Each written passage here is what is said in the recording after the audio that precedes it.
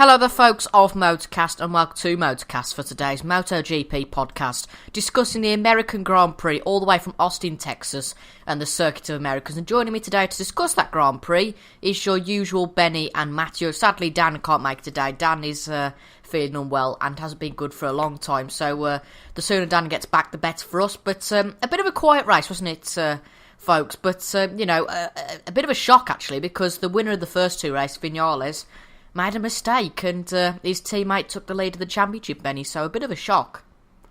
Well, I know this is MotoGP. These things do happen a lot more often than in any car sports. You know, it's much easier to just make a tiny mistake that costs you the race and forces you to crash. But, you know, it was just one of those mistakes for Vinales. But, you know, he is quick. He's probably gonna be back in the championship lead after Jerez already, if Rossi doesn't have an amazing weekend. Do you think this is probably good for the championship though, a little bit, Matty? I know it probably level out in the end, but Marquez was a hell of a lot of points behind the top guys, and now with Marquez winning, obviously Vinales crashing out, it's kind of leveled up the championship just a little bit and makes it a little bit more exciting. Well, it's definitely opened it up a little bit, which is only a good thing when it comes to motorsport. So,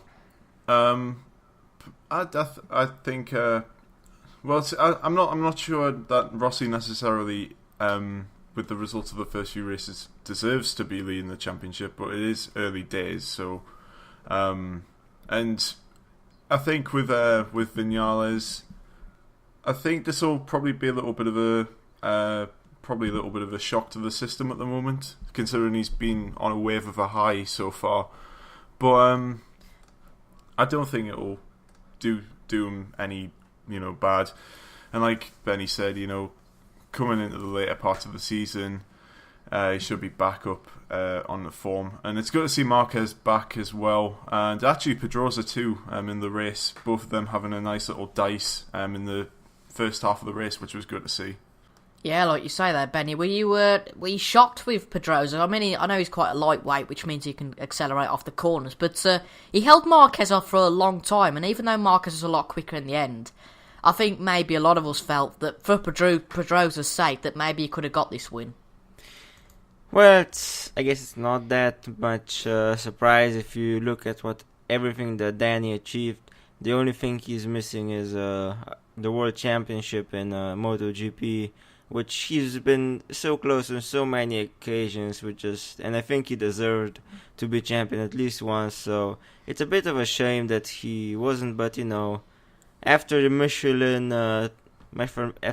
came in with the new tires, he hasn't really found a constant form to challenge the top guys, but on occasion he can do very well, and it wasn't really much of a surprise to me, but it was a surprise that I think he chose a softer front than most other Honda riders, especially Marquez and Crutchlow. And he was able to keep it alive for most of the race, which I don't think Marc and Cal would have been able to, because then he's just because he's lightweight, Yeah, definitely, and it'd certainly be nice to see Dani win a race or two this season, just so his teammate doesn't completely dominate the Honda form book. But on to LCR Honda, the kind of sister team now, and Matty, Crutchlow's got to be impressed, top independent driver, just beating Johan Zarco in the end on the Yamaha Tech 3. Yeah, it was a bit close between them two at the end. It looked for a little bit like Zarco might just be able to get the end ahead of Crutchlow, but Crutchlow's pace towards the end was pretty relentless, and like I've been saying since the start, he's basically on a factory Honda without the Repsol sponsorship, so he's got a really good bike beneath him. Not to say that Zarco hasn't either. He's got what's basically a factory Yamaha, so definitely. I mean, it's obviously not the same as the podium, but I think you'll be happy with that result, considering he had to kind of fight through the field a little bit, starting a little bit in a lower position than he did last time out. Yeah, definitely. And on to Tech 3 a little bit, and the Yamaha team, obviously. And Zarco with a very impressive result in fifth. We'll kind of talk about the incident just in a little while, but Beni, a solid job from Folger as well. What do you think of the race today from them? Well, obviously Zarco has been showing ever since he set foot on the MotoGP bikes that he deserves to be there. He's been constantly quite quick. He's been always towards the front among the best of the independent teams, and so yeah, it's not really much of a surprise. What is a surprise is that he was so close on this track, because in the past on Moto2 the track didn't really suit him, and I think he even said that it's in one of the post-race interviews after, I think, last season or the season before, that he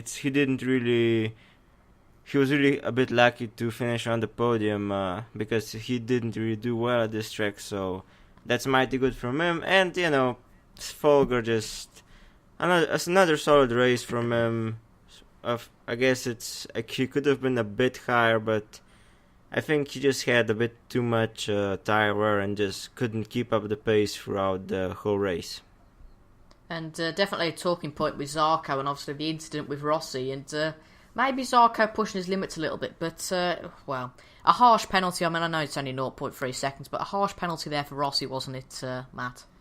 I don't think the time penalty was necessarily needed. It's like one of those penalties where it's so small where you kind of feel is it, completely necessary. I can totally see why the stewards decided to give him it, so I'm not going to have a go at the stewards here. I just think it was a bit overkill for the situation. I think Zarco, it's not a traditional overtaking spot, coming into like the S's.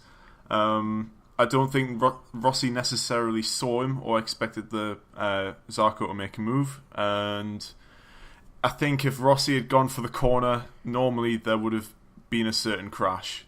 So I think the only reason they probably gave him a penalty was for the slight advantage of cutting the corner and not for any contact with Zarco. Yeah, and Rossi saying that, Benny, this isn't Moto2, but Zarco saying this is just simply racing. Which one do you agree with? I do agree more with Zarco. It was a totally legit move. He felt that he was quicker, and as we saw, he had so much more speed going into that corner that he got level, and I think that Rossi just didn't expect him, And I think it would have been a perfectly fine move if Rossi saw him. Zarco would have gotten through and everything would have been alright. But I think that if Rossi tried the same move, he and probably a lot of people, of his fans and everyone, would be like cheering him on because he does something different, and just perspective, I guess. And yeah. Yeah, definitely. And on to Suzuki now. And Alex Rins actually didn't start because he actually broke his wrist on Saturday's practice session, so not good for Suzuki whatsoever. But I believe he's gone for surgery and all's gone okay there. But the only Suzuki bike that did finish was Ian One, and Matty, a decent finish for them. Not really much to mention because it's a decent finish, and sort of, touching on Ducati a little bit as well. Ducati finishing in and around there, and a really impressive performance actually from the Pramac of Petrucci on the pretty much the same Ducati bike as Lorenzo and Dovi. Lorenzo also qualifying well on the Ducati, but Lorenzo sort of losing places. It's not been a great start for Lorenzo as it is Ducati at all. No, and I don't know if it's the pace on the bike or if it's just him. I mean, I don't have an expert opinion on looking at riders, like styles and seeing if a rider looks uncomfortable, but I probably wouldn't be far off saying that Lorenzo still isn't used to that bike, because Dovi's a good rider, but Lorenzo is a champion in MotoGP, so you would expect that Lorenzo should be, at least at this point in time, on a par with Dovi, and for the rest of the season, starting to outpace him a little bit. But I think that Ducati, the thing they've got is they just don't. It's gonna sound like a little bit of a lame excuse, but they just don't have the pace of the Hondas or the Yamahas, and it's almost just that simple. I mean, I don't know, Benny, but is COTA a track which traditionally suits Ducatis, or is it more of a Honda track, or? Well, yeah, it's definitely a Honda track. Mark is saying that it was the track that really masked the weak parts of the Honda bike, and it normally was quite a good track for Ducati. I think they got on the podium in the last 3 seasons. But, it just looked like, I'm not sure, I just think that this year's, compared to last year, they've lost the winglets and, they've lost a lot that seems of to affect their performance grip a bit. I think that it's just mainly the winglets this season, and that the chassis just isn't quite up to par with the Honda and Yamaha, not as much as it seemed last season with the winglets, at least. Yeah, definitely. And on to Otto Pramat that we kind of glossed over earlier. And it seems that, Matty, that Petrucci actually really outclassed Redding today. I mean, Petrucci was in that battle for sixth between, Dovi, Ian One, Danilo himself, Lorenzo Miller and Folger, whereas Redding was really, just fighting for that 12th place between him, Rabat and Barbara. Do you think it's just a little blip from Redding, or is this a bit of a worry? I don't think it's too much of a worry, but I think it is starting to show potentially early signs that Pramac is starting to get, the slight little setup changes right on the new bike, or, little things like Petrucci getting used to the new bike, so I don't think it's time to worry yet for Redding. Far from it. He's had an excellent start of the season, so to have like a result where he's quote unquote not doing as well, but still finishing 12th and in the points, he's got worse things to be worrying about than that. Yeah, definitely, absolutely. And on to KTM, the other the factory team, before we move on to Aprilia, which is the last one. And Benny, it's clear that the bike still needs work, doesn't it? Because after the highs of the second race, it hasn't really gone as well today. And Espargaro obviously not classified after a DNF, and Bradley Smith finishing his 16th, just outside the point. So it's clear that bike needs work, isn't it, Benny? Well, yeah, definitely. I think I don't remember what I said after Argentina, but they got the points probably because of a high attrition rate, and I think it just shows that the bike still needs a lot of work. It's just way off the pace, and I think it in every single way imaginable. I think it might have a good feeling for the riders, but it just doesn't have the pace. I think KTM have gone a bit different on their frame development. It's a bit compared to the rest, and it just doesn't seem to be working at the moment. So, they're both great riders, Paul Espargaro and Bradley Smith, but the bike just needs more time probably. Yeah, at the end of the day, it's like any motorsport. You need a good car to do well, and however good your drivers are, you've got the Fernando Alonso situation in F1, haven't you, with McLaren Honda. The car's that bad, but, it's probably not representable to KTM, but I think KTM are progressing unlike McLaren Honda at the moment. But on to the final factory team then, Aprilia, and a bad day, Matty, for them as well. I mean, they've been doing pretty well so far this season. Probably Espargaro beating Lowe's a little bit over the season, but, not a great day today, as Lowe's retired and Espargaro 2 laps behind. Yeah, they've not exactly had a straightforward day today. Even with Lowe's crashing out, he still wasn't particularly high up in the standings, and Espargaro finishing 2 laps down, not exactly having a very straightforward race. But it's just the one blip in what's been a pretty compared to KTM.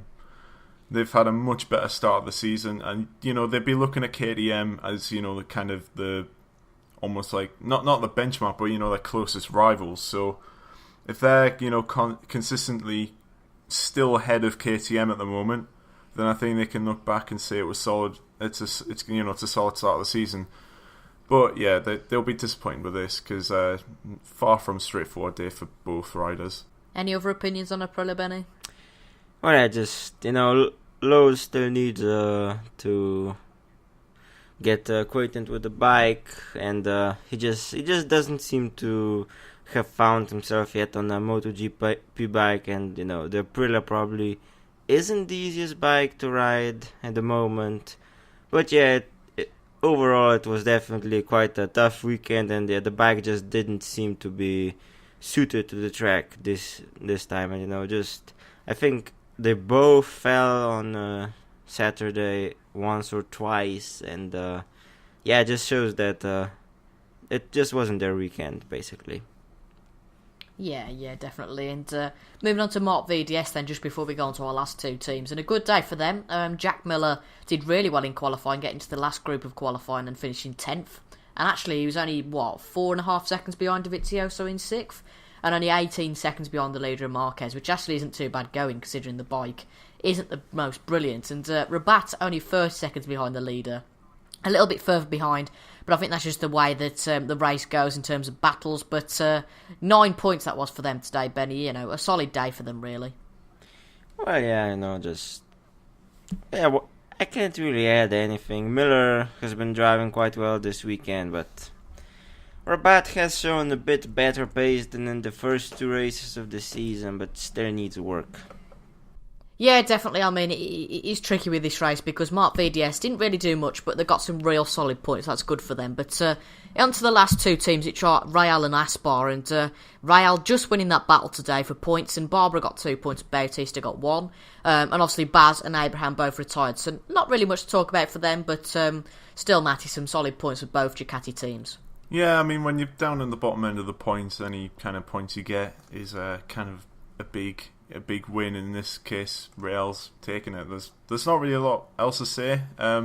Barbara was sort of on the coattails of was only about, well, you say only, but he was only 15 seconds away from like Folger and the group that contained Dovizioso. So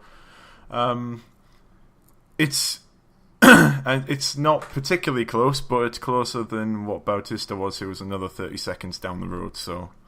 But that's the gap you have at the bottom end of the points, and I think it's in this situation, Real have they've gotten the 1-up, and but it's not really a lot to say. Yeah, and any other thoughts, Benny, before we move on to the next race preview? Well, I think Bautista actually crashed once during the race and then got the bike back up and continued the race. So I think it's actually quite impressive.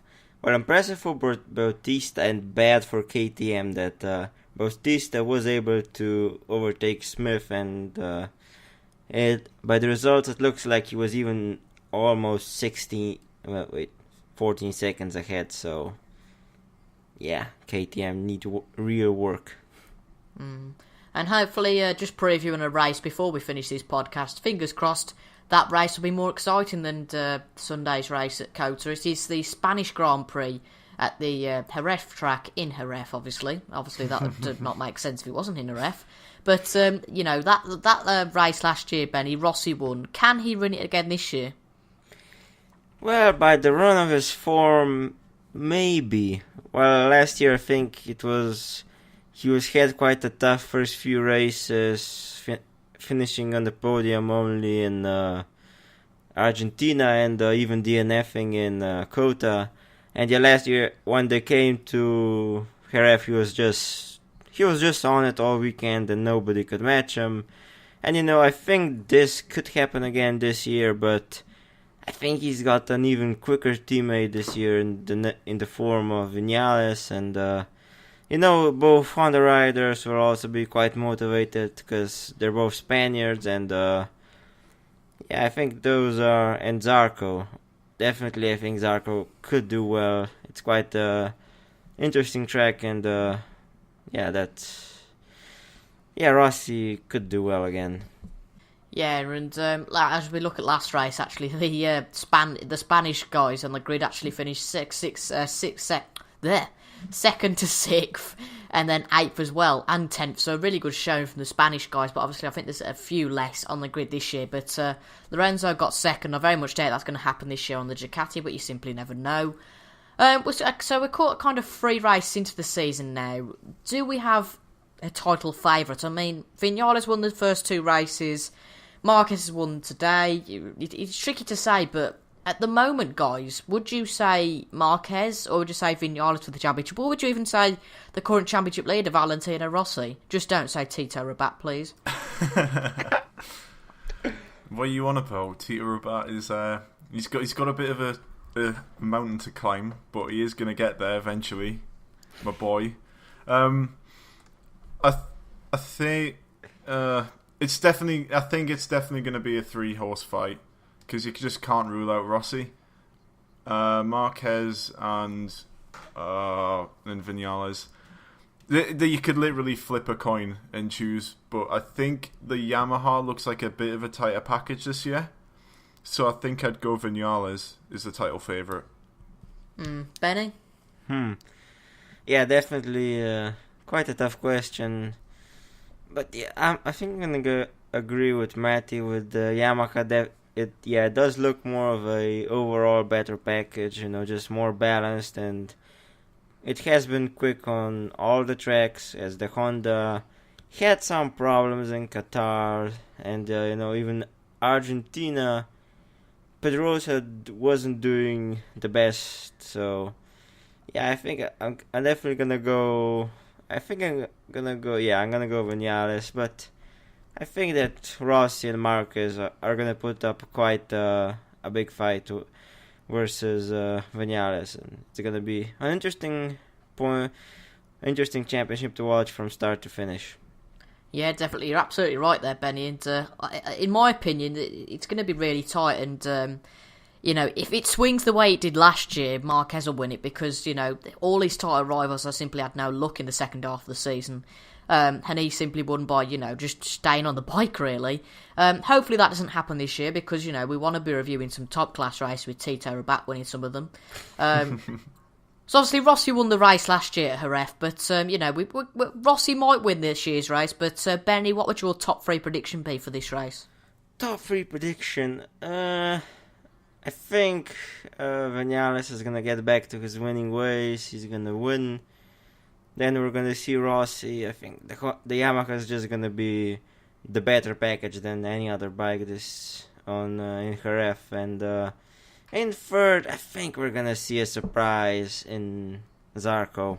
Interesting, very interesting. I think you predicted that for this race or the last race, didn't you, that Zarco get a podium? Yeah, Argentina. Maybe you could be right this time, but yeah, that's right. I remember that. And Matty, do you agree with Benny? Do you think Zarco could get a podium, or do you think differently?